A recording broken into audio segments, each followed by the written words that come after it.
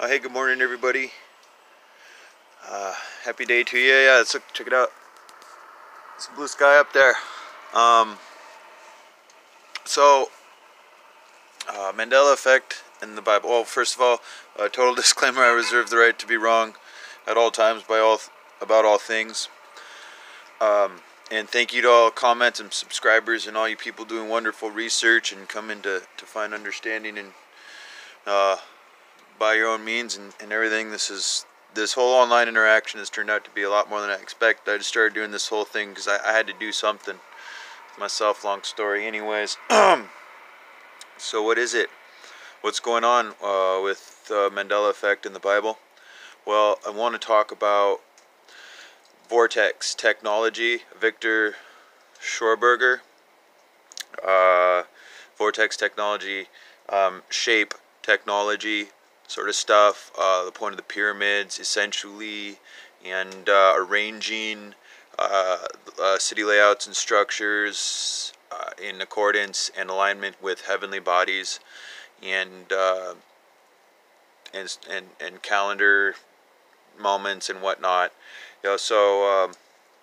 Vortex technology, shape technology. Victor Schorberger, he was, I believe, a Swedish inventor. In the 1920s and 30s, the Nazis kidnapped him and his family essentially and made him go to work. And so all the stories that we heard about the Nazi bell and flying saucers seen by our pilots, our Air Force, our Navy fighters, whatever they were at the time, seen during World War II, were quite likely Nazi technology. They hadn't perfected it. I don't know if they had been able to mount weapons on this stuff because they were just developing it.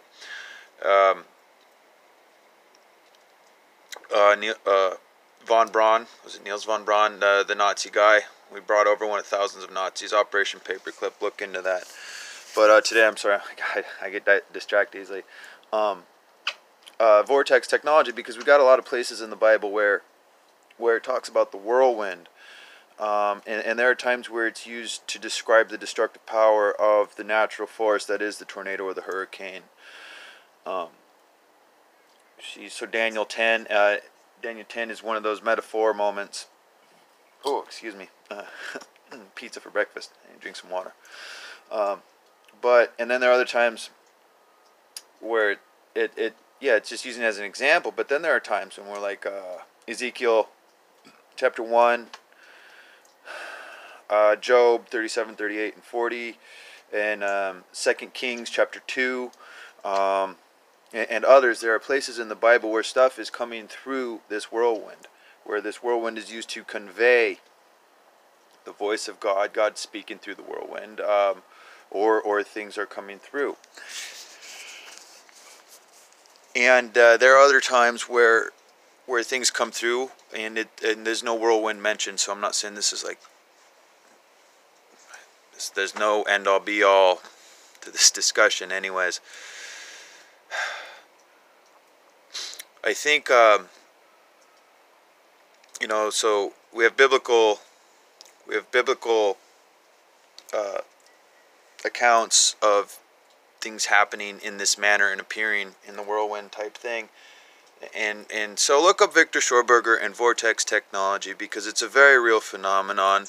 And Dmitry Duduman, he was a Romanian, and he smuggled Bibles. I believe he is Romanian. He smuggled Bibles in to his country across the border, and he's got a fantastic testimony. I heard about him when I was still living in Alaska.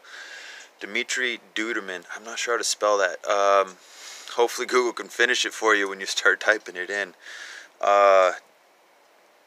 He smuggled Bibles across, and his testimony was like the guards would stop him at the border every time, and they would ask him, "Hey, Dmitry, what are you doing?" And he would tell them, "I'm bringing Bibles in," and they'd laugh and then say, "Dmitry, this joke is getting old. Now we got to search your car. Why you waste our time?" And he says, "That's what I'm doing. They're all in the trunk." And so they popped the trunk, and the guards didn't see anything. And Dimitri's there, and he's looking at this trunk full of Bibles. And they close it up. They sent him on his way. And he says this happened a lot. And God blinded their eyes. They didn't see the Bibles that were there. Does this have something to do with the Mandela effect?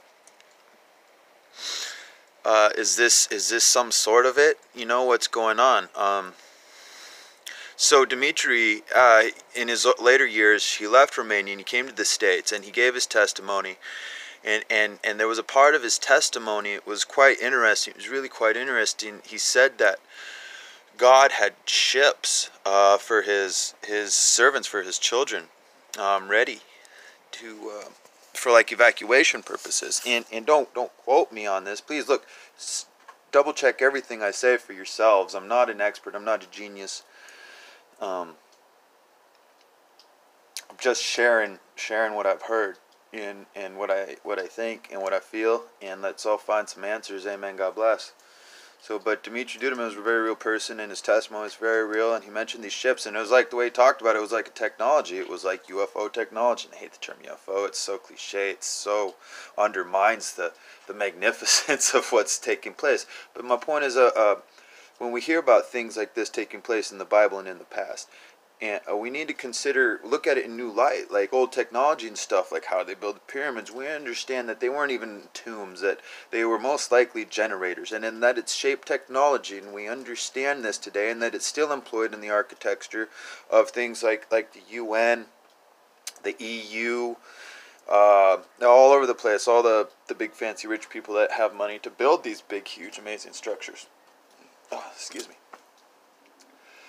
So shape technology is a very real thing. And there's this Russian physicist where he was able to create this levitating device using beetle wings, and the beetle's wings, they exist, just the shape of them. Just their shape creates a frequency that causes levitation. And it's a fantastic thing. Like, he glued a bunch of these beetles' wings to the underside of this wooden pallet, and he caused this pallet to levitate, like up to, I don't know, however many, 12 feet in the air. Maybe it was 20 feet or more. And this was in the early 1900s, yo. Like, they were doing this stuff, and figuring out that just shapes in them of themselves can employ energy and control and manipulate energy.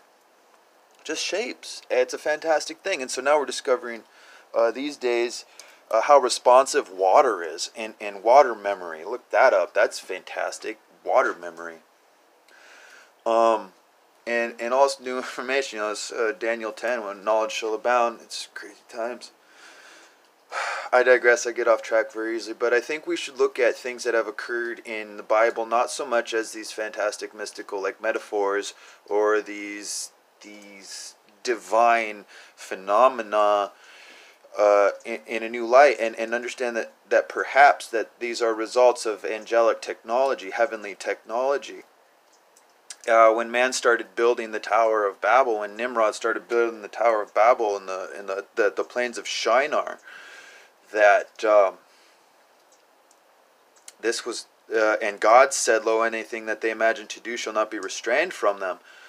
That's a big statement, and we need to look at all this in new light, and things like Atlantis, and I've got a lot of cobwebs, there's a lot of dust on a lot of my old information, stuff I used to know, stuff I used to think, and there's a lot of new information coming to the surface. I'm trying to keep present with new research into alternate histories, and both recent history and ancient history, because I'm under the impression now, under things that are coming to the light, it's very possible our global scenario changes quite rapidly, in that there may be some sort of worldwide reset take place every 200, 300, 400 years. Depending on how society is going, more or less. I don't know. This is all brand new. There's a lot of brand new information to me. So you want to mine better, look out mud flood.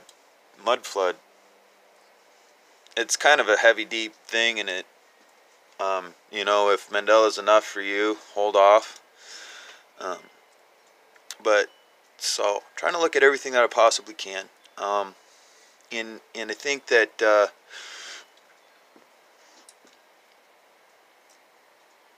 when we consider things, how things have happened, like Dmitry Duduman's testimony, how they never saw it, and to them he is crazy, or he's just a liar, or he likes wasting their time about having those Bibles and bringing them across the border. You know, and there's people that don't see any Mandela effect at all. They don't see any change at all. Are they the ones? Because, you know, Dimitri could see the Bibles, and we can, and they were there, and they couldn't see. You know, so who are the ones? The ones who are seeing the more. You know what I'm saying? When you don't see any changes, you're seeing less. If you see changes, there's something added too. You know, there's a change, and so you've got more that you're seeing, and you're seeing deeper. And I think. And I think it drives us to faith. It drives us to faith in a supernatural God. It seems like an intangible God sometimes, and maybe He is. I don't know. I don't know how to quantify the God of the Bible. I can't, and I won't even pretend to try. But all the magnificence and all the uncertainty and the awesome, overwhelming, mind-blowing, soul-wrenching experience that is all of these awakenings that have taken place in the last 6 years or so are just, it's driven me to take refuge more and more in the God of the Bible, who answers prayers. So hey, look up Vortex technology, look up shape technology. Let's keep digging and keep exploring, and it's a lot of fun. This online interaction has been more. I didn't even know what I was getting into when I started this, and it's been amazing. Thank you all, and for your research and your input and your responses, and God bless, and enjoy the ride.